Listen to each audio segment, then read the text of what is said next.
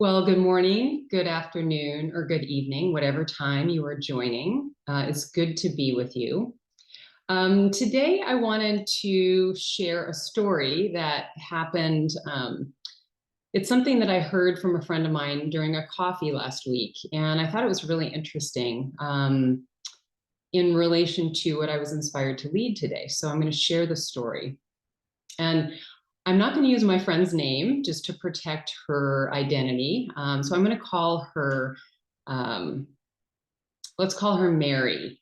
Okay.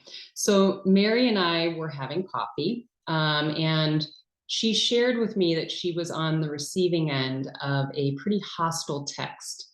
And it was from a woman that she doesn't know super well, and she knows circumstantially. So they've been brought together by circumstance. And she said that the text really took her by surprise. But instead of getting angry, she decided that she was going to respond from a place of love, that she was going to take the high road. And what happened? She received an even more lengthy text. It was even angrier than the first one. And then she got annoyed. And she said she really was thinking a lot about it. She was obviously frustrated. And she said, you know, in the past, she would get really angry. She would say things that maybe she didn't mean. And she would be dealing with the fallout from the angry exchange for days, maybe weeks or months.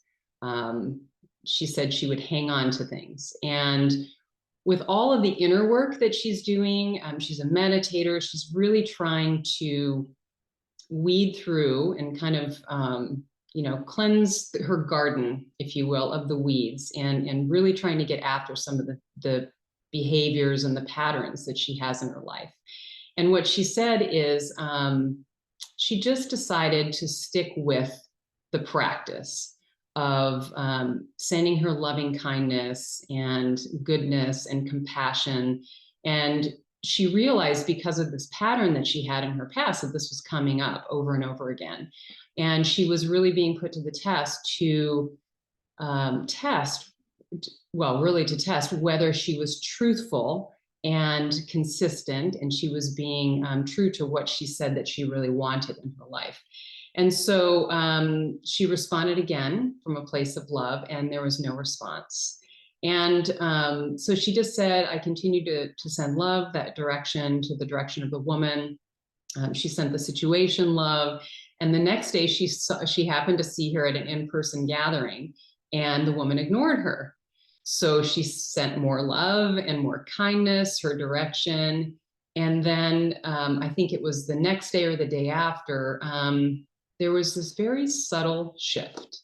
She was not giving her the cold shoulder anymore. She was a bit more open, and there was a bit more ease. And she said, you know, it's not everything, right? But really looking at what happened in the evolution of this exchange, she said, I had zero regrets. And she said, for me, that was really important, is not to have any regrets about how I was showing up in the situation.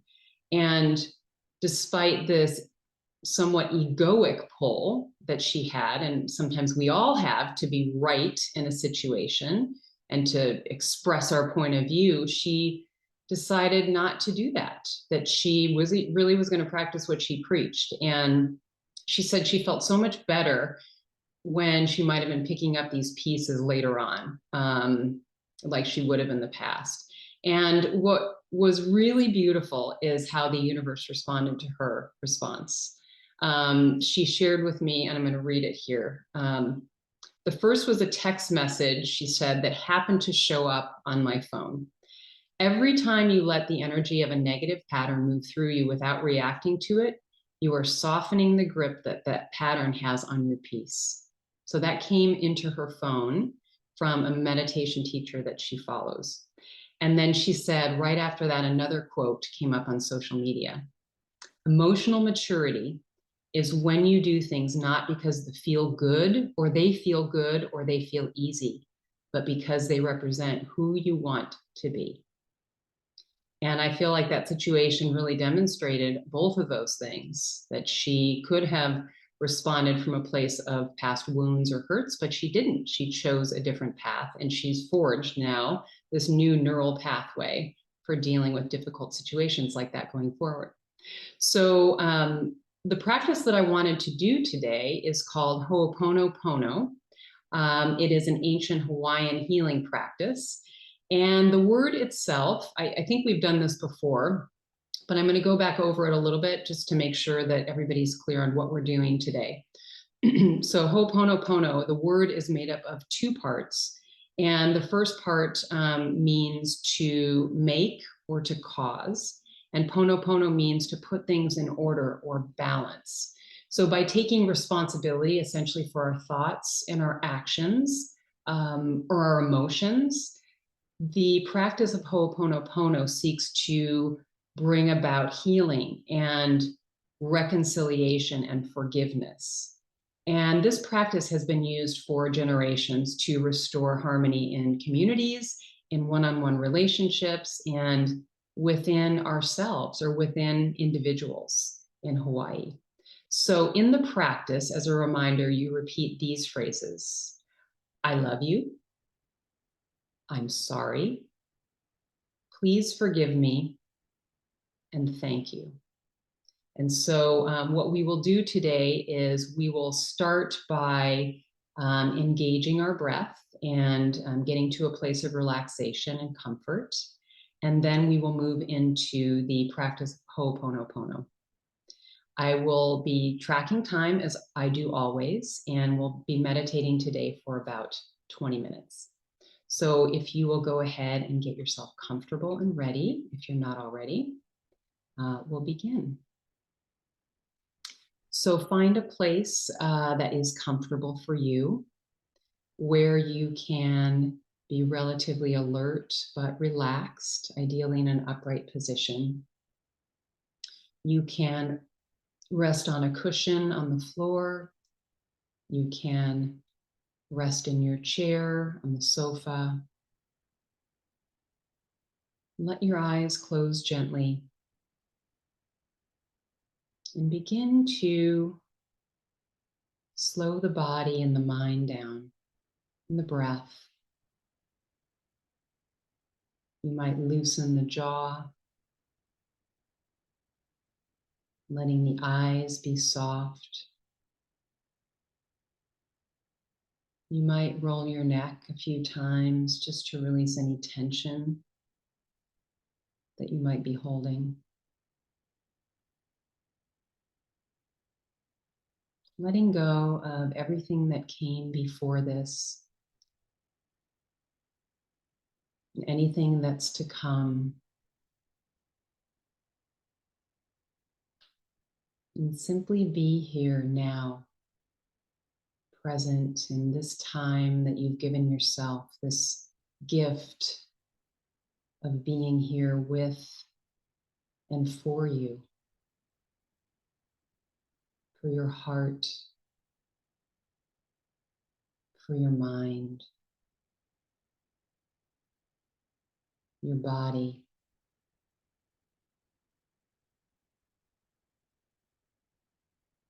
Letting your shoulders relax.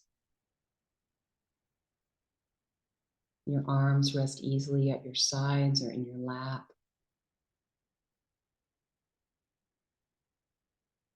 Letting yourself ground into the earth,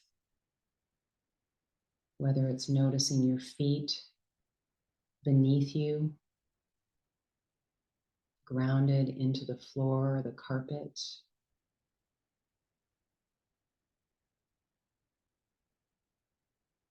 Noticing the connection points beneath your seat, between you and the chair, the sofa, the cushion.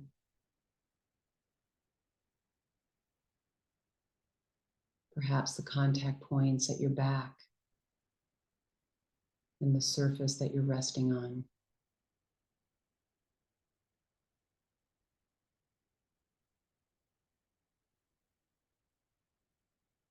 Taking some long, slow, and deep breaths. In through the nose and out through the nose. Letting your body know it's okay to relax and to be here. Settling the nervous system.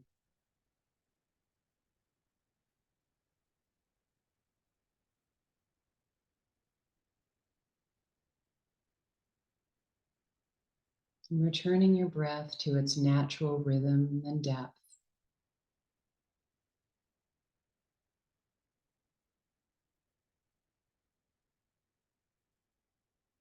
Feeling the weight of the body as it rests and settles.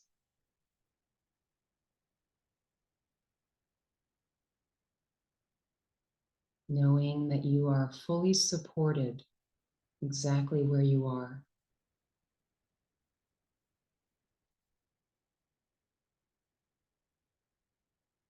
Softening the heart and allowing whatever arises to be here today.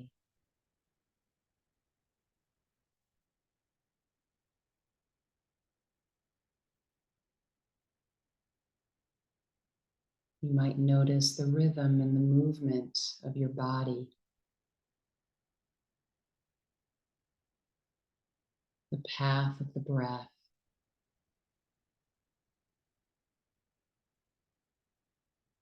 Perhaps feeling a coolness as the air enters your nostrils, and tingling in the back of the throat, and then a warmth as the air moves through the nostrils or the mouth.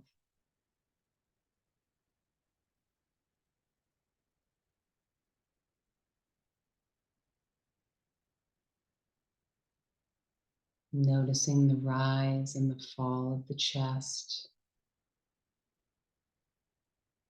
the expansion of the belly with each breath.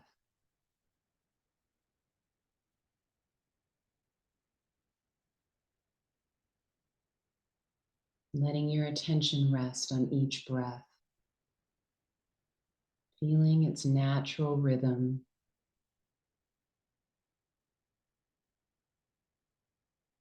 You might whisper to yourself, calm on the inhale, and ease on the exhale.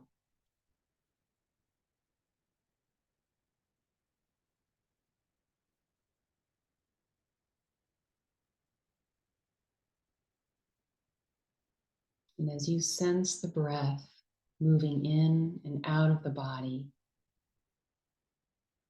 notice any subtle sensations.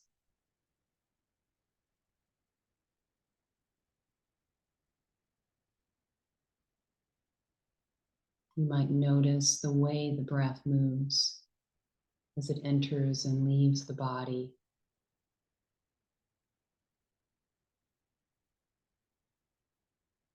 Letting it move which way it desires,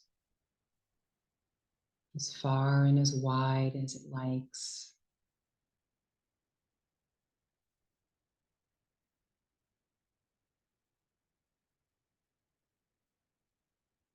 Inviting calm and ease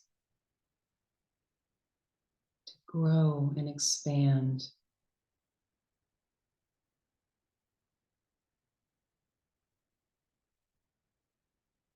Breath by breath.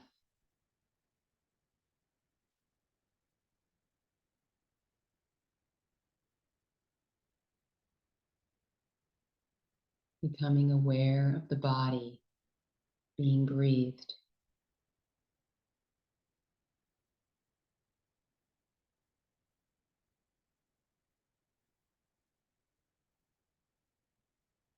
Calm, ease.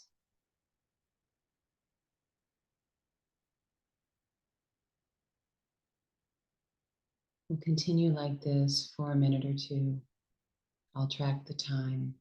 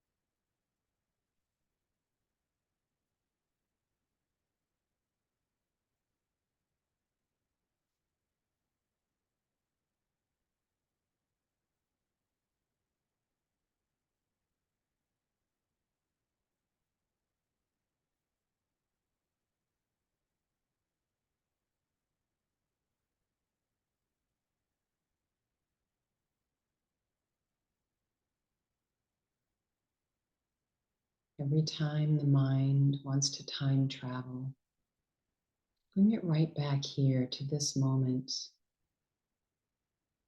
to the breath and the stillness.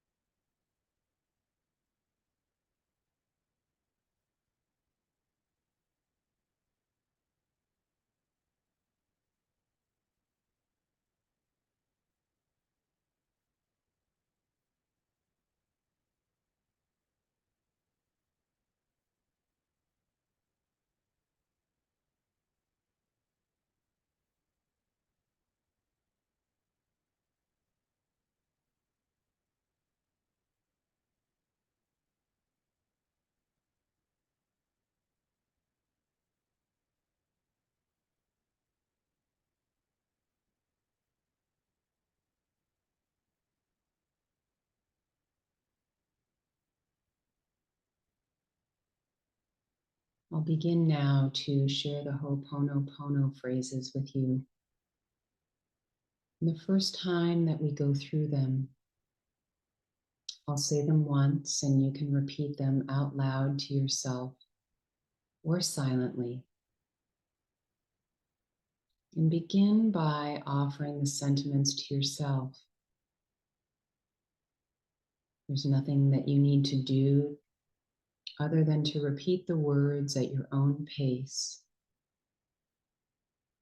And lingering if you're inclined to do so, allowing them to reach the deepest and most subtle layers of your being.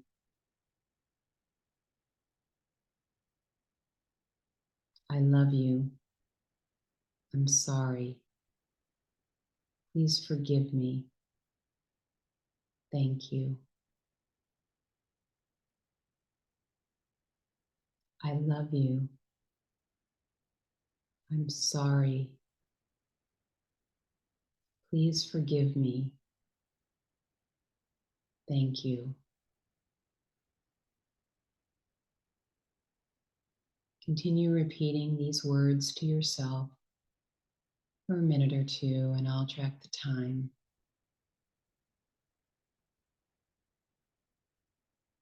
I love you. I'm sorry. Please forgive me.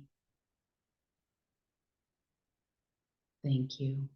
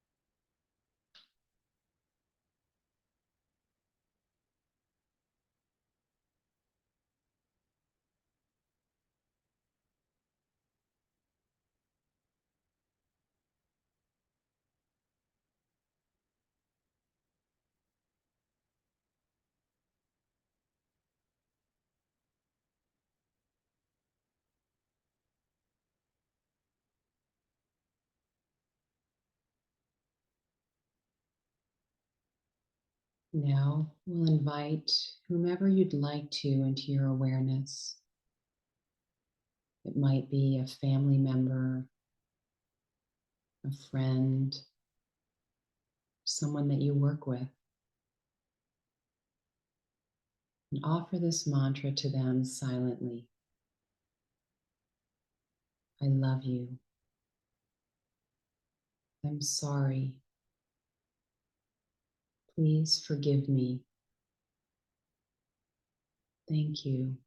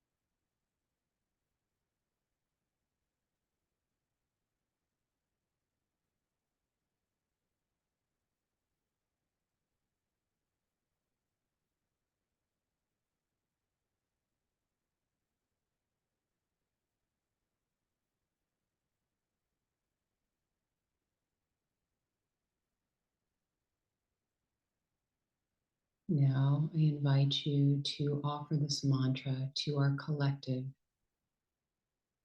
to the world, the communities around us, the countries and states and cities around us, to our mother, Mother Earth, to the planet as a whole. I love you. I'm sorry. Please forgive me. Thank you.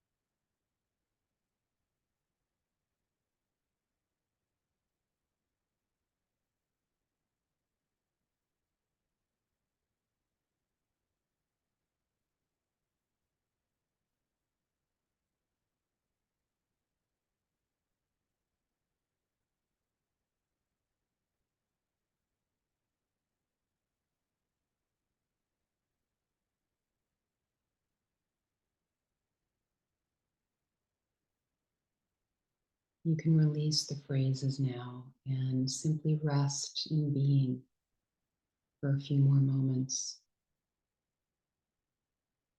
tuning in to the peace, the stillness of this moment.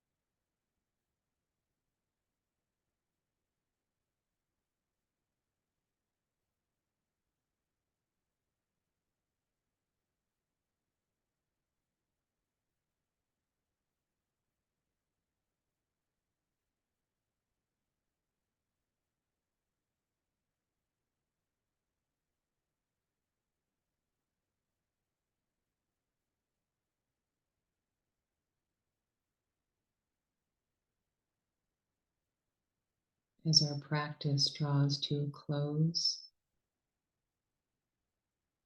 I invite you to gradually bring your attention back into the space around you.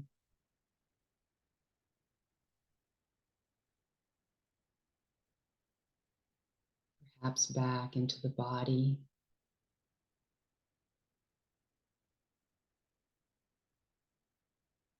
You might shift ever so slightly or sway,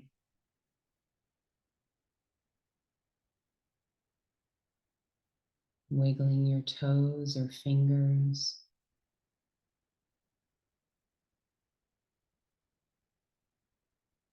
Gradually deepening the breath.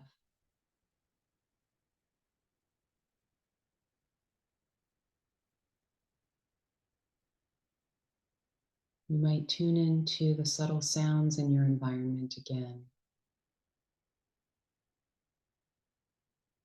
or perhaps the sounds within you.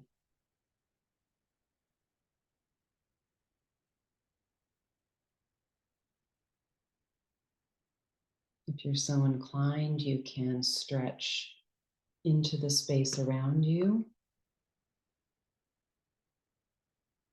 bringing some larger movements into the body. Whatever feels good to you, do it in this moment.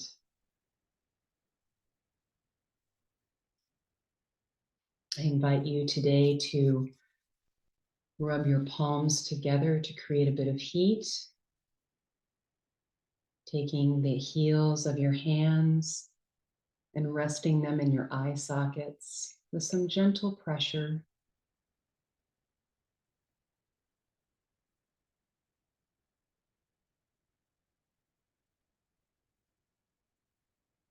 And releasing when it feels good to you.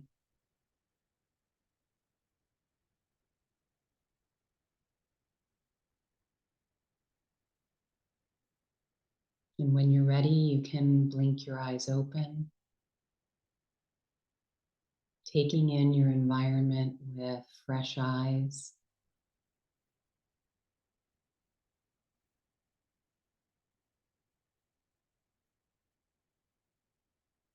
So before we end our practice today, I wanted to share a passage from a man named Dr. Len, who cured every patient in a criminally insane ward of a Hawaii state hospital back in the 1980s with the practice of Ho'oponopono. He said, "The purpose of life is to be restored back to love, moment to moment.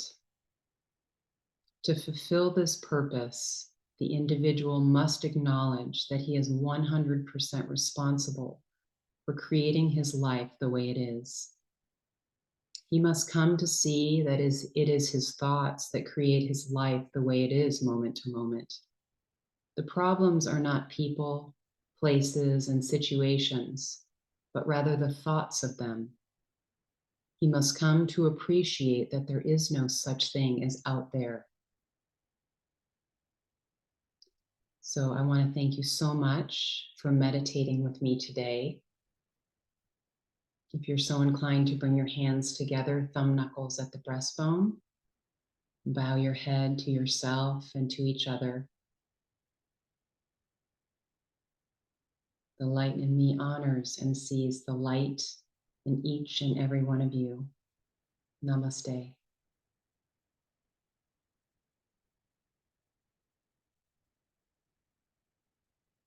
We'll see you next time.